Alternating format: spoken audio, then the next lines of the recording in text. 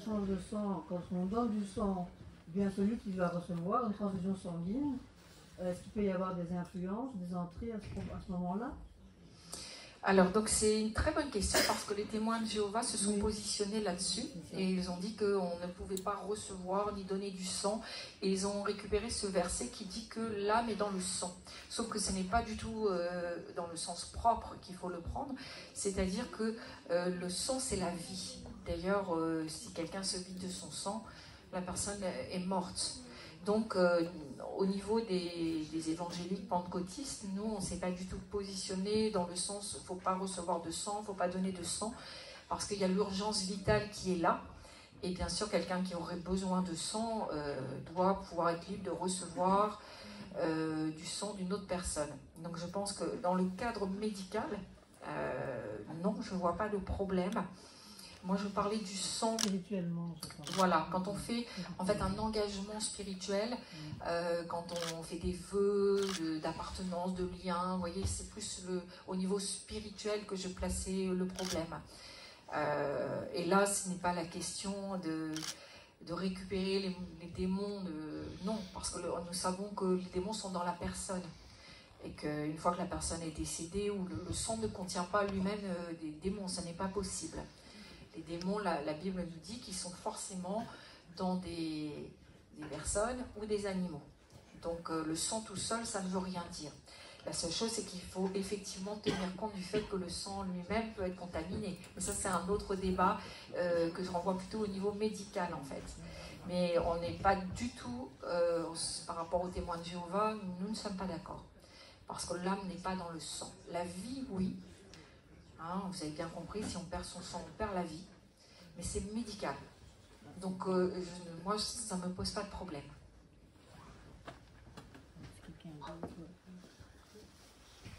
Allez, une autre question, si vous voulez. Ah, bah c'est bien, là, il y a là. Bonjour, je suis Valérie. Donc, moi, j'avais une petite question. Lorsqu'il y a des hôtels qui ont été mis en place par nos ancêtres, on voudrait savoir comment nous, actuellement, on peut faire pour supprimer ces hôtels. Alors, c'est une très bonne question. On ne peut pas, la prière ne va pas détruire les hôtels. Ça, je vous en parle avec la Bible et avec l'expérience. Non, l'autel, parce que vu qu'effectivement, il y a eu pour le coup du sang versé et il y a eu des pactes de fait, et qui sont souvent réalimentés. C'est le propre de la sorcellerie, c'est que si ça avait disparu, si les ancêtres étaient décédés et que voilà, on n'entend plus parler des autels, mais c'est pas comme ça. Vous savez qu'il y a toujours une transmission, quelqu'un qui commence à poser un autel, et ensuite, avant de mourir, la personne doit désigner comme ça un légateur ou quelqu'un à qui elle va transmettre en quelque sorte, elle va léguer donc ce pouvoir dans la sorcellerie qu'elle a eue. Et cette personne devra elle-même faire ses propres autels. Donc en fait, l'autel est réalimenté régulièrement, normalement. Même si c'est quelqu'un de loin de la famille, mais on voit, hein, parce que ça c'est aussi un principe spirituel. Si vous voyez un peu les patriarches dans la Bible, généralement avant de mourir, ils transmettaient aussi des dons aux enfants, ils priaient, particulièrement le fils aîné, etc. Donc dans la sorcellerie, pareil, on va transmettre aussi le don de sorcellerie à quelqu'un dans la famille. Donc le plus souvent, c'est l'aîné, mais ça peut être le dernier.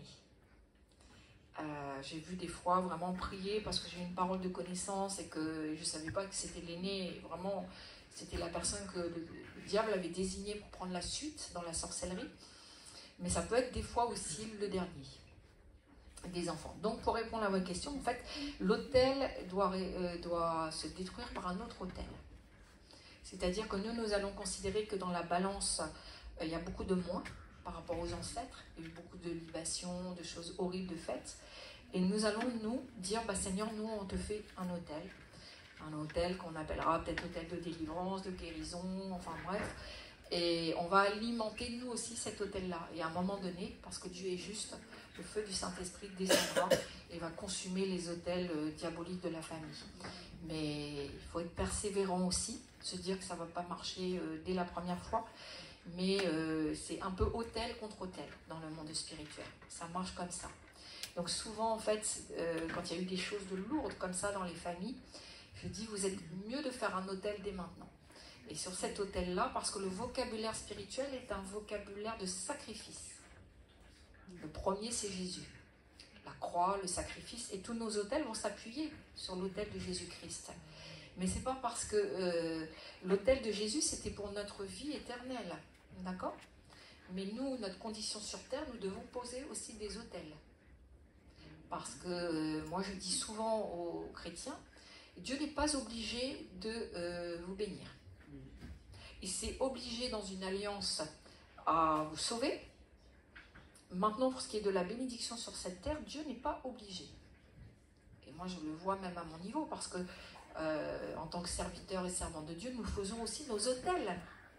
Et c'est même pas parce qu'on sert Dieu que Dieu est obligé de nous bénir. Parce que le don ne nous appartient pas, le ministère ne nous appartient pas, il nous a été prêté.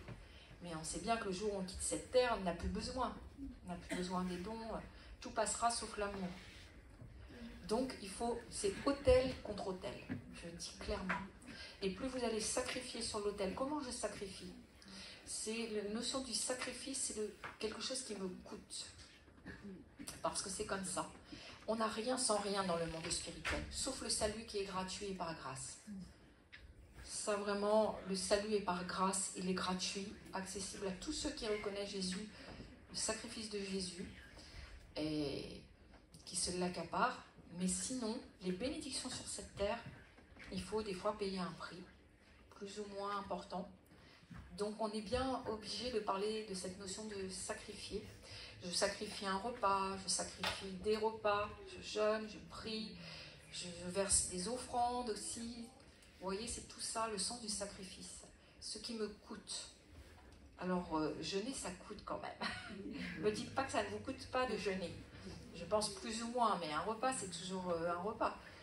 Et quand on se lance dans un jeûne de sacrifice pour Dieu, c'est dur, la chair, elle n'aime pas. Hein. Et voilà. Donc, c'est cette notion de autel contre autel. C'est une balance spirituelle. Le diable a déjà, enfin, nos ancêtres ont fait peser la balance négativement. Et moi, je dois la faire peser positivement, en étant régulier. Vous savez, le ministère de délivrance m'oblige à dire qu'il faut que vous soyez régulier dans vos dîmes, dans vos offrandes. C'est important de façon à prospérer aussi financièrement. Parce que le diable vole ceux qui ne répondent pas à cette loi spirituelle des semences. Le Seigneur a prévu qu'effectivement, ceux qui le servent vivent par le don de ceux qui écoutent, particulièrement ceux qui sont appelés à l'enseignement et à la prédication. Donc, c'est important de respecter ça. Qu'on soit d'accord ou pas, c'est aussi un principe spirituel. Donc, si vous avez des problèmes dans les dettes, commencez par remettre de l'ordre et tenez dîmes, offrandes. Et vous allez voir que les choses, si vous êtes régulier, ça va rentrer dans l'ordre. Le diable ne pourra plus venir vous voler. Il y a des choses, en fait, on n'a même pas besoin de prier pour les gens. Il faut juste remettre dans l'ordre les choses. Voilà, j'ai répondu à ta question. Donc, il faut faire un autel. Alors, bien sûr, on ne va pas les creuser, puis mettre des pierres. C'est un autel symbolique, mais c'est puissant. C'est-à-dire qu'on va prendre un cahier, un carnet, on va faire dessiner un petit autel, on lui donnera un nom. Et devant Dieu, on dit Seigneur, voilà, moi c'est mon autel et régulièrement je vais sacrifier sur cet autel. Je donnerai à un ministère, je donnerai à un frère dans le besoin, que sais-je, il faut se laisser inspirer. Et en tous les cas, voilà, je vais sacrifier sur mon autel de délivrance familiale peut-être. Et ça c'est très puissant. Et là Dieu est obligé quelque part de nous bénir. Parce que vous voyez, on a été dans le sacrifice nous aussi en fait. Vous savez, même un ministère, Dieu n'est pas obligé de... Alors, moi je sais que le ministère vient de Dieu, mais quand on prie, on dit Seigneur, élève mon ministère et tout, dans l'absolu, Dieu n'est pas obligé. Hein. Maintenant, si vous commencez à faire des autels, c'est différent. On fait une alliance avec Dieu. Donc c'est important. Et je dis même qu'il est bon et juste de faire des autels pour les choses importantes, les choix, mariage, etc., parce que vous pouvez vous marier, mais votre mariage peut être un désastre. Il vaut mieux faire un autel avant. Y a-t-il une autre question? Oui. Oui, alors moi ma question c'était par rapport à ce matin, quand on peut prier pour la délivrance de quelqu'un mais qui n'est pas encore au Seigneur. Y a-t-il un risque? Parce qu'en fait il faut être sûr que la personne va se convertir, sinon si on libère la personne, et en fait il est dit dans la parole de Dieu que les démons reviennent 7 fois plus nombreux si la maison a été nettoyée et pas remplie par le Saint-Esprit. Donc si on veut délivrer quelqu'un qui est tellement chargé et qui ne peut pas d'elle-même aller vers le Seigneur, c'est pour la libérer, lui donner un coup de pouce, il faut être sûr qu'elle va s'engager avec Dieu. C'est quelqu'un à distance, tu ne pries pas physiquement pour la personne, c'est ça, hein? Je pensais pas forcément, pas forcément. Oui, alors le Seigneur nous demande toujours de prier. Ça, de toute manière, prier sans cesse, prier les uns pour les autres, donc c'est important. Et il y a effectivement, quand le Seigneur nous montre ce passage où vous chassez un démon, et ensuite il revient, il rôde en quelque sorte, et il voit que la maison elle n'est pas remplie. Et donc il revient, il en emmène, voilà, il y en a 7 autres. Donc effectivement, ça fait peur. Et on se dit finalement, est-ce que je dois prier pour la délivrance des gens? Moi je dis oui. Il faut toujours prier pour la délivrance des gens. Et parce que Dieu est un Dieu de grâce. Et peut-être que la personne ne peut pas venir au Seigneur parce qu'elle est trop liée. Et peut-être même elle est possédée. Quelque part dans son esprit, elle n'est pas libre. Donc il faut vraiment prier pour les gens. Les païens, c'est différent parce qu'en fait, Dieu les libère pour qu'ils viennent au salut. Les chrétiens, c'est autre chose. Parce que les chrétiens sont censés avoir l'enseignement et mettre leur vie en règle. Donc quelqu'un qui sciemment continuerait dans certains péchés, il pourrait être sous le coup de ce verset qui dit « c'est dangereux, attends avant de venir à la délivrance, et si tu persévères dans ton péché, là, ça peut être pire après. » Mais il est question bien de persévérer dans... Enfin, alors c'est la maison qui est vide, elle n'est pas remplie du Saint-Esprit, il n'y a pas de puissance dans cette maison. Elle est juste un petit peu nettoyée comme ça, mais il n'y a pas la présence de Dieu dans la maison. D'accord ? Donc, pour les chrétiens, il faut les encourager à être remplis du Saint-Esprit, à être baptisés dans le Saint-Esprit. Et c'est pour ça que je fais cet enseignement, parce que si je priais seulement, il pourrait arriver ce qu'il est écrit dans ce verset. Mais comme je donne un enseignement qui explique comment vous pouvez vous sanctifier et comment vous pouvez ne pas rechuter dans les erreurs du passé, normalement, ça ne doit pas arriver. Chacun fait comme il veut. En tous les cas, pour ce qui est des païens, il faut prier, faire leur délivrance, même à distance, ça sera puissant. On sait que la prière d'une mère pour ses enfants, d'un père pour ses enfants, c'est très puissant. De quelqu'un pour ses parents, donc la lignée a au moins ça de bon, c'est qu'il y a une puissance aussi quand vous priez pour la famille.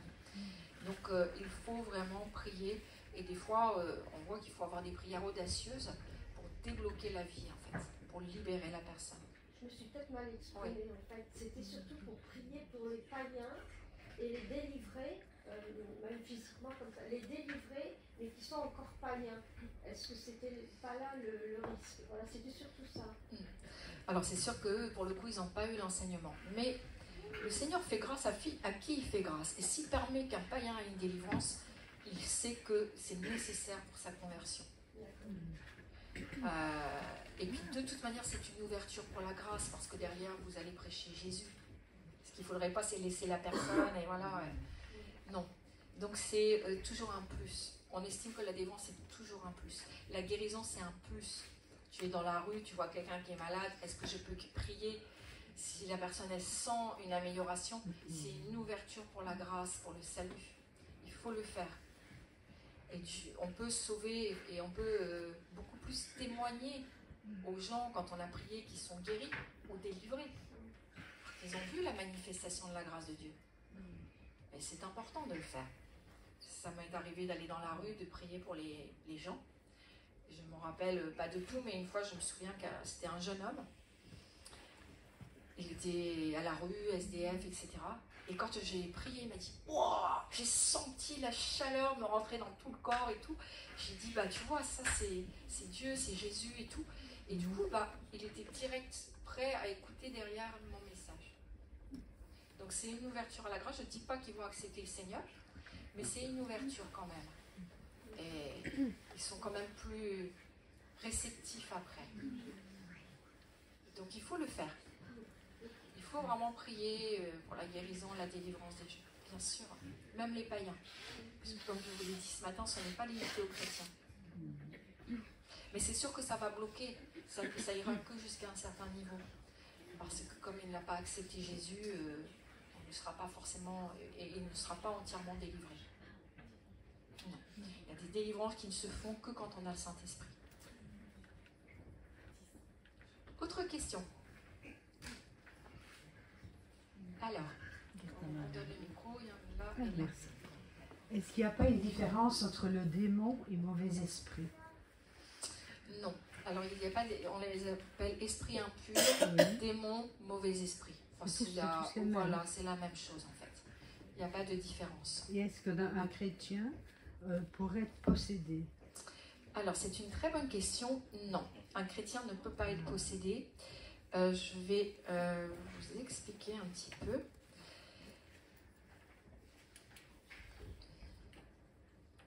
Donc, ça, c'est des petits livrets que vous pouvez retrouver, que j'ai écrits, hein, pour que les chrétiens comprennent mieux un petit peu la théologie sur la...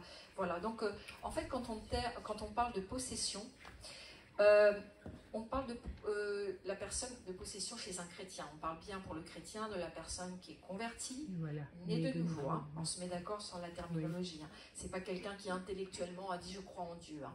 Non. Donc, effectivement, au sens biblique, possession, ça veut dire qu'un démon s'est assis dans son esprit. On n'est plus au niveau du corps et de l'âme, mais au niveau de l'esprit. Et ce n'est pas possible. Parce que quand la personne est née de nouveau, un démon ne peut pas cohabiter avec l'esprit de Dieu. Il ne peut pas y avoir de mélange au niveau de l'esprit, en tout cas. Maintenant, un démon peut être dans le corps, c'est-à-dire dans une cellule du corps, ou dans l'âme. Et puis impacter négativement sur les émotions, la volonté, vous voyez. Mais en tous les cas, Dieu libère toujours suffisamment, en tout cas il libère au niveau de l'esprit, afin qu'il n'y ait pas de cas de possession. Parce que là, en fait, la personne n'est plus au contrôle d'elle-même quand il y a un cas de possession. Et chez un chrétien, ça n'est pas possible. Donc Dieu libère. Et on voit d'ailleurs dans la parole de Dieu, le possédé, c'était le démoniaque de Gadara. Vous vous rappelez de ce passage hein. Donc Jésus chasse des démons qui sont en lui et on voit qu'avant en fait elle n'était au contrôle de rien dans sa vie. Elle était attachée, des chaînes, hurlait, je pense que c'était plus, ça s'apparentait plus à un animal sauvage qu'autre chose hein. Donc elle n'était pas au contrôle de sa vie et ça c'est réellement un cas de possession, ce qui est quand même très rare, heureusement. Ça arrive, mais c'est rare. Mais en tous les cas, donc il y avait aussi le cas de l'enfant possédé d'un esprit muet. C'était un cas de possession aussi, puisque la Bible nous dit que tantôt il était jeté par le démon dans le froid, dans le chaud. Donc l'enfant n'était plus au contrôle de sa vie. Hein. Il était complètement manipulé et contrôlé par le démon. Hein. Donc ce sont les deux cas en fait de personnes dans la parole de Dieu qui ont perdu le contrôle et qui étaient possédées. Par rapport à tous les autres cas qui nous sont cités, c'est rare. On peut faire le ratio, mais heureusement, ça n'arrive pas quand même souvent. Hein. Mais les deux personnes que vous citez, est-ce qu'ils étaient vraiment chrétiens et de nouveau? Non.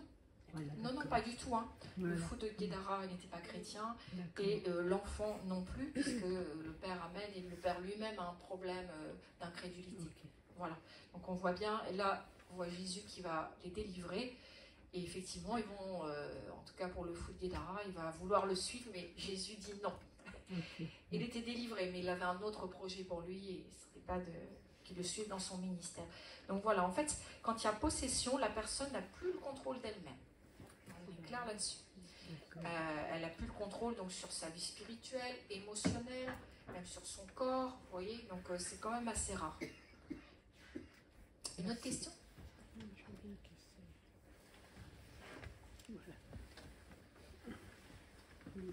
Je suis Margot. Vous avez parlé de l'impudicité ce matin.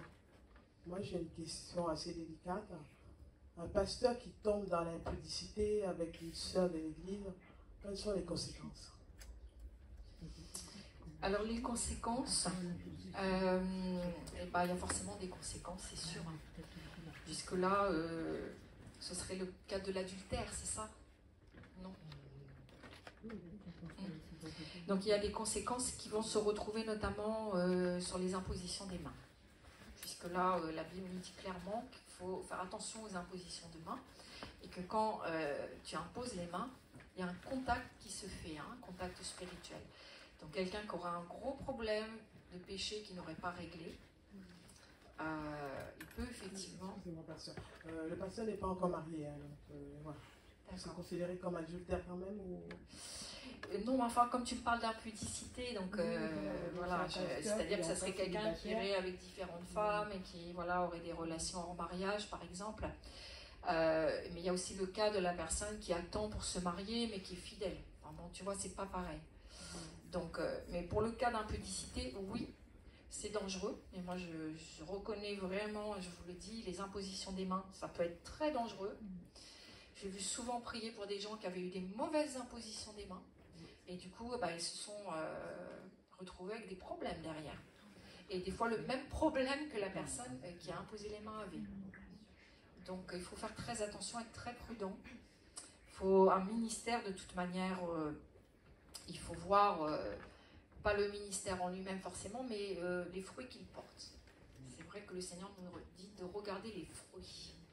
Non pas l'arbre, mais les fruits, parce qu'aujourd'hui, vous avez un peu de tout. Et sur Internet, c'est difficile, on en parlait tout à l'heure, de faire la différence. Donc il faut être un peu curieux et aller voir, est-ce que le ministère porte des fruits? Est-ce qu'il y a des témoignages et qu'est-ce que les gens y disent après? Est-ce que vraiment il y a des vies qui sont transformées? Est-ce que ça dure dans le temps? Ou est-ce que c'est du fake? Parce qu'aujourd'hui c'est ça, hein. Et même dans la prophétie, hein, il y a de tout. Vous avez même des pasteurs qui sont sorciers. Hein. Ah oui, je vous le dis, ils passent 6 mois en Afrique, 6 mois en Europe, et ils réactivent tous leurs hôtels là-bas quand ils partent. Il faut faire attention. Donc, il faut être prudent. Il faut être rusé, prudent, et aller voir, non l'arbre, parce que l'arbre, il peut paraître magnifique, et que je te donne des tas de prophéties, les gens tombent par terre. Ça, c'est une chose. Mais c'est les fruits qu'il faut regarder. Est-ce que les gens sont vraiment sauvés? Est-ce qu'ils sont vraiment délivrés et vraiment guéris derrière? Et est-ce que c'est durable? Et est-ce que le ministère a la sagesse de pouvoir gérer l'onction? Ça, c'est aussi autre chose. L'onction, c'est un chèque en blanc, il faut faire attention. Il ne faut pas faire n'importe quoi. Il faut avoir beaucoup de sagesse. Donc, il y a tous ces critères-là, en fait. Et du coup, je me souviens plus de la question de départ. Si, ça y est. Donc, je mets en garde sur l'imposition des mains. Ensuite, Dieu fait grâce. C'est-à-dire que c'est sûr que Dieu n'est pas pour les relations hors mariage, mais il donne toujours un temps aussi pour que la personne régularise, qu'elle sorte de son péché. Et en attendant, c'est sûr que Dieu fait grâce parce qu'il ne va pas enlever le don comme ça, il ne va pas enlever le ministère comme ça, parce qu'il y a beaucoup de gens qui attendent après.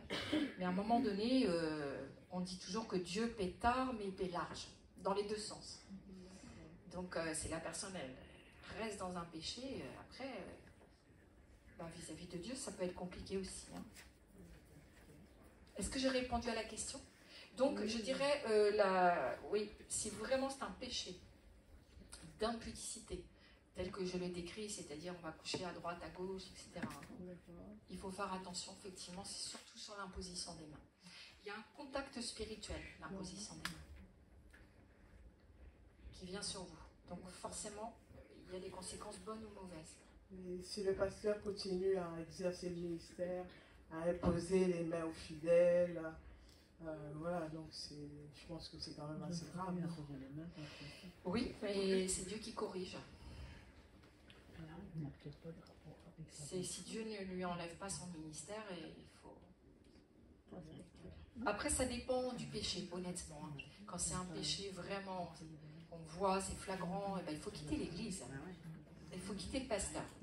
Lorsque c'est flagrant, lorsque toute la communauté se rend compte, lorsque les fidèles partent de l'église... Il faut quitter l'église. Voilà, vous ne pouvez pas rester... Non, ce n'est pas possible d'avoir un leader qui soit... Non, pas possible. Ça existe. Ah oui, bien sûr. Bien sûr. et ben, il faut avoir le courage de se lever, pas faire de scandale, mais partir. Parce que là, vous n'êtes plus protégé sous son autorité spirituelle même. Hein. Parce que lui-même a ouvert une porte large au péché, ça va être compliqué. D'autres questions? Voilà, on fait signe le timing. Une dernière. J'ai une question. Je sais pas voilà, allez-y, c'est pas grave. Donnez-moi ça dans le désordre, je vais m'en débrouiller. Merci. Alors, en fait, le diable il attaque de différentes manières.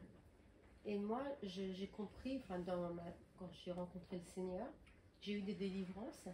Et c'était des délivrances, en fait, je savais même pas que... Enfin, si, je me rendais compte que c'était des délivrances parce que par rapport aux manifestations, et après, j'ai vu que ça allait mieux. Et puis, en plus, je suis passée par la repentance, j'ai pris mon baptême. Voilà, c'était comme si j'avais quitté une vie mauvaise et puis j'entrais. Et donc là, j'ai vécu des délivrances comme ça au début de ma rencontre. Et puis, bon, les années sont passées. Et maintenant, bon, après, j'ai vu aussi qu'il attaquait dans la santé, il attaquait dans le couple, avec nos enfants. Voilà, tout ça, j'ai vécu toutes ces choses-là. Et maintenant, je découvre une autre attaque que je ne connaissais pas, qui est nouvelle, ça fait 1 an. Et en fait, c'est des choses qui viennent de l'extérieur, que j'essaie d'écouter, de voir les frères et sœurs autour de moi, et je n'en connais pas beaucoup qui vivent ça. Du coup, ça m'inquiète un petit peu. Et c'est des attaques qui viennent de l'extérieur. C'est pas quelque chose qui sort de moi, comme si j'ai besoin de délivrance, comme j'ai connu dans le passé, parce que par rapport à ma vie. Mais c'est des choses qui... Je ne dis pas qu'il n'y a pas eu des portes ouvertes, hein, j'ai vraiment essayé de les fermer, mais j'ai des attaques qui viennent pour m'attaquer mon corps. C'est-à-dire, ça va être des trucs qui viennent sur ma peau, ça me brûle, il faut que je les enlève, sur tout mon corps, je suis tout abîmée, ou ça peut être impur aussi, et c'est pas spécialement quand je dors. C'est-à-dire qu'au contraire, on me réveille. Donc c'est des choses, c'est comme si ça vient, je les vois même des fois, ça fait comme des... Tout à l'heure, vous avez parlé de couper, ça m'a fait drôle, vous avez parlé de couper le cordon d'argent. Voilà, ce sont des cordons d'argent que je vois. Quand toute la lumière est éteinte, je les vois que quand la lumière... Et en fait, ça vient m'atteindre. Et moi, j'ai jamais connu ce genre d'attaque de l'ennemi. J'ai connu plein de trucs, comme vous disiez, même la maladie, c'est sûr que ça vient pas de... c'est pas normal, c'est le diable. Mais ça, je connaissais pas. Et ça m'attaque en fait. Je veux savoir, est-ce que c'est beaucoup, est-ce que c'est très courant? Est-ce que vous avez rencontré des frères et sœurs qui vivent ça? Oui. Parce que j'ai écouté vos témoignages justement. Je passais des heures quand Marie-Christiane m'a parlé de vous. Et je voulais, comme vous avez dit, je voulais faire votre connaissance avant de savoir où je vais. Et donc j'ai écouté pendant des heures vos témoignages pour être sûre que voilà. Et donc c'est pour ça que je vous pose la question. Et j'ai pas vu dans vos témoignages ce genre de personnes qui ont vécu ça. Oui, alors c'est des attaques effectivement qui sont, je peux pas dire courantes, mais bon, oui, ça arrive. Effectivement, au début, on va à la délivrance et le Seigneur va nous délivrer, je dirais grossièrement en fait. Il va nous délivrer, permettre que les angoisses partent, les tourments, bon, ces choses-là. Mais après, ça n'évite pas les attaques, comme tu disais, de l'extérieur, c'est-à-dire que j'ai même vu des gens, ils se réveillaient le matin, ils avaient des grosses griffures dans le dos, sur le corps, des choses vraiment terribles. Hein. Ils disent, j'ai rien senti, mais quand je me réveille, j'ai des marques sur le corps et tout. Et ça, c'est un peu la marque des démons, en fait. Donc, on peut pas... pas la question de se culpabiliser ou de chercher, mais il faut vraiment demander au Saint-Esprit. Je dis parce que... c'est ça qui est bizarre, c'est que c'est de longues années après. Oui, parce qu'en fait, la délivrance, honnêtement, c'est une marche. Et on va de sanctification en sanctification et de gloire en gloire. Donc aujourd'hui, vous allez peut-être avoir des grosses délivrances, mais après, en fait, il y a toujours des petits réajustements que le Seigneur veut faire. Et tant qu'effectivement, il y a comme ça, si c'est récurrent, je dis que c'est le problème de récurrence. Si c'est une fois de temps en temps, parce que vous avez mis les pieds là où il ne fallait pas, voilà, c'est autre chose. Mais le phénomène de récurrence, ça veut dire qu'il y a encore quelque chose qui n'est pas réglé. D'accord. Mais le Saint-Esprit va vous le montrer. Et peut-être que c'est même dans les générations, hein, quelque chose qui vient sur vous, un lien dans la sorcellerie, des choses comme ça. Mais c'est qu'il y a encore quelque chose. Il y a encore peut-être par rapport à avant, c'est rien, mais il y a encore quelque chose parce qu'ils ont le droit, comme ça, de venir vous attaquer. Ça peut être lié à un divorce? Alors, ça peut être lié à un divorce, ça peut être lié à quelqu'un, ça peut être lié à la famille, ça peut être lié à des hôtels, ça peut être lié à un secret de famille.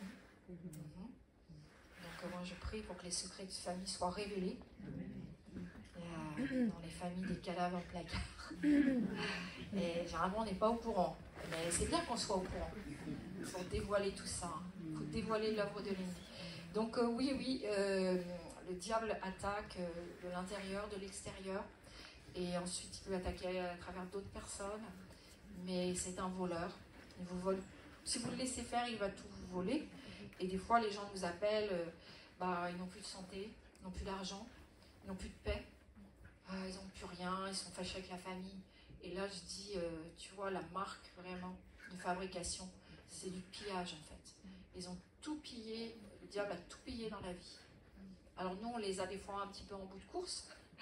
On dit, bon, voilà, il va falloir petit à petit que la personne comprenne déjà qu'elle a été volée, égorgée, tuée s'il peut, hein, il va vous pousser à vous tuer. Donc le diable est très violent. Hein. Et un jour, j'ai quelqu'un comme ça dans mes séminaires, il m'a dit, mais moi... la personne n'avait pas encore eu ses délivrances. Peut-être ça peut expliquer. Elle me dit, mais moi, je trouve que c'est pas juste parce que les démons, ils peuvent pas se repentir et ils pourront jamais aller au ciel. Alors j'ai dit, là, tu ne peux pas raisonner comme ça. Hein. Non. Ce sont des ennemis, ils sont cruels, ils sont sans pitié.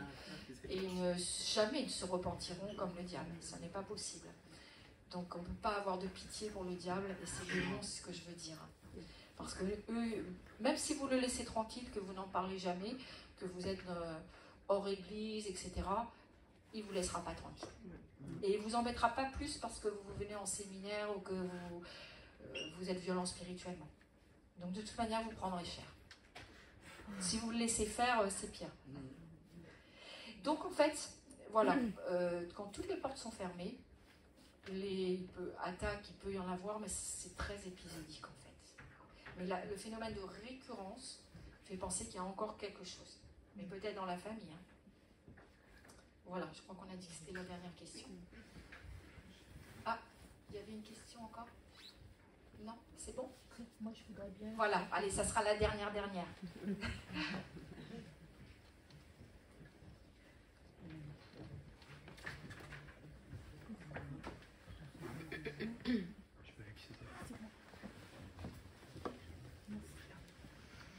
Donc, je voudrais poser une question, c'est par rapport au cas de possession. Une personne qui entend des voix, est-ce qu'il faut considérer que ces voix viennent de l'esprit ou de l'âme, ou quelque chose qui serait extérieur? Ça peut même être psychiatrique. Hein. Alors donc des voix de l'intérieur, ça veut dire, ça peut être un cas de possession, mais ça peut être un cas de démonisation très forte. La personne, et aussi de schizophrénie. Hein. Donc la frontière, c'est pas évident. Nous, on a eu des fois des gens dans les séminaires qui entendaient des voix, mais on s'est dit c'est de la schizophrénie, mais comme la schizophrénie, c'est aussi un cas de démonisation. Vous voyez, c'est pas...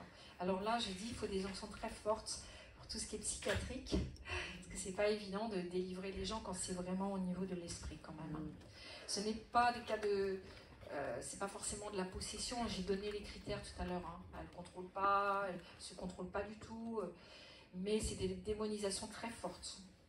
Et des fois on donne aussi des médicaments pour faire taire les voix, hein, pour que la personne soit assommée, etc. Mais les démons sont toujours là. Ça permet que la personne puisse être un minimum sociabilisée, mais les démons sont toujours là en fait. Donc la question c'était est-ce que c'est de la possession? Oui. Alors ça peut être entre la possession et la démonisation très forte, mais c'est pas rare que des gens entendent des voix pour le coup. Donc toute personne qui entend des voix, c'est obligatoirement... Moi je vous dis oui. Je vous dis oui. Parce que la personne, elle a été baptisée. Oui, mais pas délivrée. Le baptême ne vous délivre pas. Le baptême d'eau ne vous délivre pas. Le baptême du Saint-Esprit aide à la délivrance, mais ne vous délivre pas. Il y a un cas, c'est Simon le magicien. Il s'est fait baptiser par immersion. Et juste après, il a eu un comportement complètement démoniaque. Il a voulu acheter la puissance du Saint-Esprit et faire un troc. Et là, il dit « Wow, c'est chaud pour toi !» Mais il n'était pas délivré. Hein. Et moi, je vois, parce que je fais aussi des baptêmes. Et dans les baptêmes, les gens ne sont pas délivrés nécessairement. Hein. Donc moi, ça m'est arrivé que quelqu'un soit délivré parce que j'ai une onction de délivrance. Mais la majorité du temps, ça se passe calmement, hein, les baptêmes d'eau. Donc la personne n'est pas délivrée parce qu'elle se fait baptiser. Donc effectivement, un chrétien très sincère et authentique peut encore avoir des besoins de délivrance parce qu'il a fait de l'occultisme, de la sorcellerie, etc. Il n'est pas délivré. Et on ne lui a pas enseigné ce que je vous dis là. Les portes ouvertes, les renoncements. Parce que le principe de la sorcellerie, souvent la sorcellerie, hein, on vous fait dire des choses, on vous lit dans vos paroles et dans les pactes, on vous fait faire des alliances. Et elles sont toujours actives dans le monde spirituel. Donc il faut que quelqu'un prenne les choses à la source et qu'elle puisse désengager la personne en lui faisant désavouer ce qu'elle a pu dire. Vous voyez? Sinon c'est toujours présent dans le monde spirituel. Les pactes, les alliances, c'est pour ça que dans la franc-maçonnerie, on considère que c'est compliqué, parce que les choses sont très secrètes, mais déjà de moins en moins. On arrive à avoir accès quand même à ce qui se dit un peu dans la franc-maçonnerie, mais ils font beaucoup de renonciations, ils se lient énormément par leurs paroles, ils s'engagent avec toutes sortes de rituels, et du coup, probablement que c'est quand même costaud. Et ça touche les descendants très fortement. Donc, peut-être que cette personne qui entend des voix, il faudrait que tout simplement, elle se désengage aussi, elle fasse des renoncements et qu'elle soit délivrée. Même qu'elle parle en langue. Ça aide à la délivrance. Ça aide. Mais si personne ne peut expliquer la délivrance, que c'est, et les portes qu'elle avait ouvertes, qui ne sont toujours pas fermées, c'est pas suffisant. Non, moi j'ai vu que quand les gens dans les séminaires sont baptisés dans le Saint-Esprit, ça fait que les délivrances s'accélèrent. Et c'est bien parce que ça permet que la personne, elle garde ses délivrances. Parce qu'au début, il faut quand même résister quand même. Hein. Donc ça permet, vous avez plus d'autorité, mais ça ne garantit pas les délivrances. Ni le baptême d'eau, ni le baptême du Saint-Esprit. Non. On a des exemples, hein, parce qu'on a ouvert des droits dans le passé à l'ennemi et les droits sont toujours là. C'est très légaliste. C'est très légaliste. Le droit, le diable, il a le droit, voilà. Et les portes ne sont pas fermées, et les liens ne sont pas coupés, et voilà. Et le passé n'est pas passé. Et le TOC, le trouble obsessionnel compulsif, est-ce que c'est aussi des possessions Oui, le trouble obsessionnel compulsif. Alors, moi, ce sont des peurs. Et les peurs, on sait que ça vient du royaume des ténèbres. La Bible nous dit que le royaume de Dieu, c'est un royaume de paix, c'est un royaume d'amour. Et elle nous dit aussi que le royaume des ténèbres est un royaume de peur, d'angoisse, de tourment, où il n'y a pas de paix, il n'y a pas de sécurité. Et donc, nous devons considérer les peurs comme quelque chose d'étranger à nous. Et donc, il faut aussi, j'ai tout un séminaire, je prêche régulièrement sur les peurs qui ne nous appartiennent pas. Et on doit demander aussi la délivrance pour les tocs, les peurs, les phobies, parce que le diable veut nous limiter, nous cribler à travers ces choses. Et quand on comprend qu'en fait, c'est pas à nous, ça ne nous appartient pas, c'est plus facile pour avoir la délivrance. Mais un des premiers démons qui rentre, c'est toujours un démon de peur dans la vie des gens. Et ensuite, travailler en association avec d'autres démons, comme ça ils sont plus forts. Mais la peur, on doit la museler, s'en délivrer. Et c'est possible. Je vous assure, c'est possible, Dieu fait des belles choses.